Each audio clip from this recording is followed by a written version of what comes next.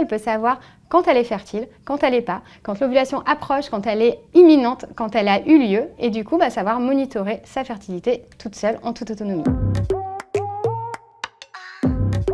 Bonjour, je m'appelle Lorraine, je suis la fondatrice d'Émancipée, qui est une plateforme qui vise à redonner aux femmes des clés de lecture de leur corps. Et aujourd'hui, on va se concentrer sur une de ces clés, qui est la glaire cervicale. La glaire cervicale, c'est ce que beaucoup de femmes appellent les pertes blanches, ce qu'on retrouve dans sa culotte en fin de journée. On n'est pas toujours hyper méga fan de ça. Parfois, on a l'impression que c'est un peu cracra, ça l'est pas du tout. C'est absolument normal, absolument naturel, et c'est un signe physiologique du cycle menstruel d'une femme et de son ovulation. En fait, la glaire cervicale, elle est liée aux œstrogènes, qui sont les hormones sécrétées par les ovaires quand ils s'apprêtent à ovuler. Donc en fait, une femme, elle n'a pas ces pertes-là tout le temps. Elle peut avoir des petites pertes un peu tout au long de son cycle, qui sont plutôt, pour le coup, des vraies pertes blanches de desquamation des cellules du vagin. Mais au moment où l'ovulation approche, là, on a un autre type de perte, qu'on appelle la fameuse glaire cervicale, et qui sont donc des sécrétions produites par le col de l'utérus, sous l'effet des œstrogènes, et qui évoluent dans les jours qui précèdent l'ovulation. Et j'aime bien expliquer aux femmes qu'elles ont des clés pour observer ces pertes et savoir où elles se situent dans leur cycle. Je vous raconte. En fait, il y a 4 étapes qu'on peut observer dans sa culotte. Quand on est dans les périodes non fertiles, à la sortie des règles,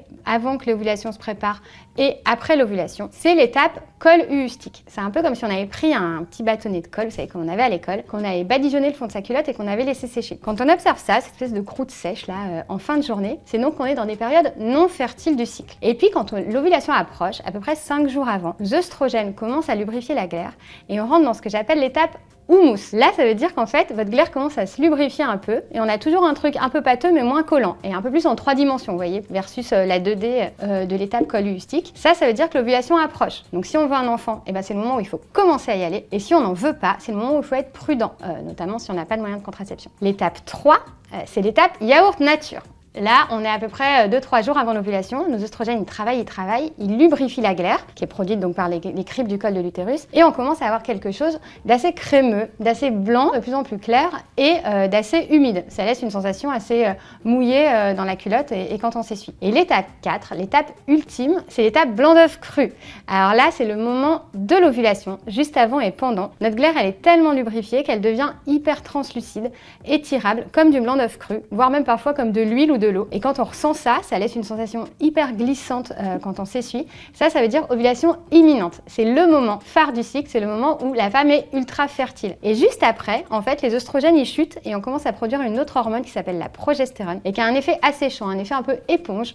Elle vient assécher la glaire au niveau du col de l'utérus et on se retrouve du jour au lendemain avec une sensation de nouveau plus sèche, plus notre étape un peu col uustique ou houmous. Et bien ça veut dire que l'ovulation elle est passée. En parallèle, on peut voir la température monter, c'est un autre indicateur. Mais tout ça, c'est des choses qu'une femme est en mesure d'observer de façon complètement autonome. Et du coup, elle peut savoir quand elle est fertile, quand elle n'est pas, quand l'ovulation approche, quand elle est imminente, quand elle a eu lieu. Et du coup, savoir monitorer sa fertilité toute seule, en toute autonomie. Et tout ça, c'est quelque chose de très utile quand on veut un bébé, parce que ça permet de viser juste, de savoir quand est la fenêtre de fertilité. Mais aussi quand on n'en veut pas et qu'on n'a peut-être pas forcément envie d'avoir un autre mode de contraception, il faut se former, parce que c'est une méthode avec des règles bien précises. C'est pas parce que vous aurez vu une super vidéo sur Magic Maman que vous pourrez vous considérer comme prête à vous lancer. Il y a des règles, il y a l'observation de la glaire cervicale, il y a d'autres indicateurs comme la température, le col de l'utérus. Il faut savoir observer et interpréter tout ça de façon combinée. Donc ça nécessite une formation que je vous invite à faire si ça vous intéresse parce que c'est absolument passionnant. Et après, on est complètement autonome, mais on ne le fait pas toute seule sans filet. Mais dans tous les cas, ces connaissances, c'est un super pouvoir que toutes les femmes sont en mesure d'avoir. Donc vraiment, moi, je vous invite à vous observer, à être à l'écoute de votre corps et de faire plein de connexions qui sont absolument magiques.